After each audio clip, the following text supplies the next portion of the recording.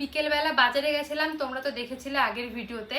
তো কি কিনেছি চলো দেখাই। সবার ফার্স্ট দেখাই যে হেয়ার ব্যান্ডটা, এটা কিনেছি আর কেনার সাথে সাথে আমি পরেও নিয়েছি, কিরকম লাগছে জানিও।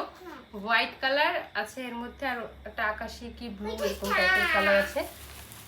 আর হচ্ছে এই যে একটা কাঁকড়া ক্লিপ কিনেছি।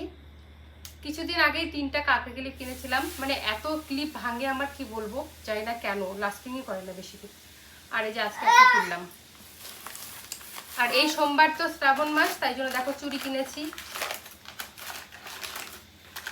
এই লাল চুড়িগুলো কিনেছি যে আমি আমার কোনো একটা রেড শাড়ির সঙ্গে পরেও ভালো লাগবে।